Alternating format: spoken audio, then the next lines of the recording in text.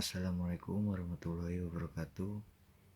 Perkenalkan, nama saya Yusuf Feberianto, Prodi Informatika, NIM IF 0222038. Di sini saya akan menyampaikan 7 model atau lapisan yang ada pada OSI layer.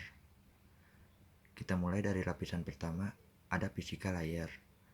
Physical layer fungsinya adalah untuk mendefinisikan media transisi jaringan, sinkronisasi bit, metode pensinyalan, serta membangun arsitektur jaringan seperti pengkabelan dan topologi jaringan. Pada tahapan atau level ini juga mendefinisikan mengenai bagaimana sebuah NIC atau Network Interface Card dapat berinteraksi secara langsung dengan media kabel dan perangkat radio.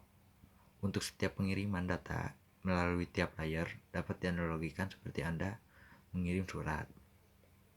Oke, kita lanjut ke lapisan kedua, ada data link layer.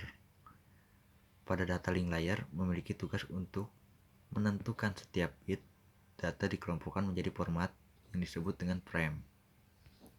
Pada level ini juga terjadi koreksi kesalahan atau flow control, pengalamatan hardware atau perangkat keras, seperti halnya pada MAC address atau Media Access Control Address, serta menentukan bagaimana perangkat jaringan seperti hub, repeater, bridge, dan switch pada layer 2 dapat beroperasi. Untuk spesifikasi dapat membagi tingkatan menjadi 2 level, yaitu lapisan Media Access Control atau MAC dan lapisan Logical Link Control atau LLC. Lanjut, kita ke lapisan ketiga, ada network layer. Tugas dari network layer adalah membuat header untuk paket yang berisi informasi IP atau internet protokol, baik IP pengirim atau IP tujuan data. Pada suatu kondisi, network layer juga melakukan proses routing melalui internet working dengan menggunakan bantuan router dan switch pada layer ketiga. Next, kita ke lapisan keempat, ada transport layer.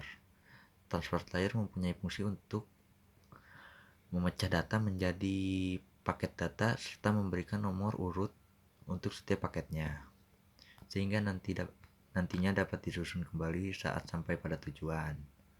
Pada layer ini juga menentukan protokol yang akan digunakan untuk mentransmisikan data seperti protokol TCP. Protokol tersebut akan mengirimkan paket data sekaligus memastikan bahwa setiap paket telah diterima dengan sukses dan tepat sasaran. Selain itu juga dapat mentransmisikan ulang terhadap paket yang hilang atau rusak ketika proses pengiriman. Lanjut, kita ke lapisan kelima, ada session layer. Session layer ini merupakan lapisan yang berfungsi untuk mendefinisikan bagaimana sebuah koneksi dapat dibuat, dikelola, dan dikembangkan. Contoh protokol yang berada pada session layer adalah NFS, SMB, RTP, dan lain sebagainya. Lanjut, kita ke lapisan ke-6, ada presentation layer.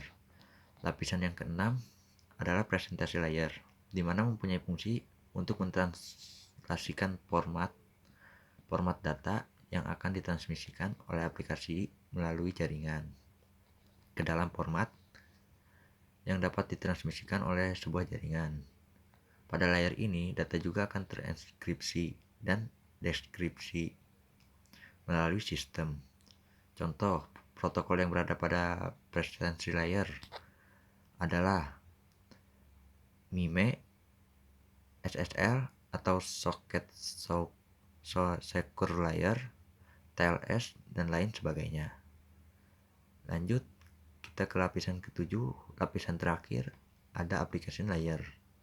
Application layer adalah lapisan yang menjadi pusat center terjadinya suatu interaksi antara pengguna end user dengan aplikasi yang bekerja menggunakan fungsionalitas sebuah jaringan.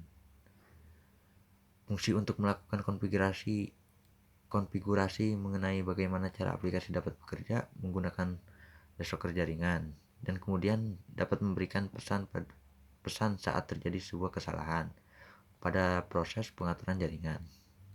Contoh beberapa service protokol yang berada pada application layer adalah HTTP, SMTP, FTP atau File Transfer Protocol, dan lain sebagainya.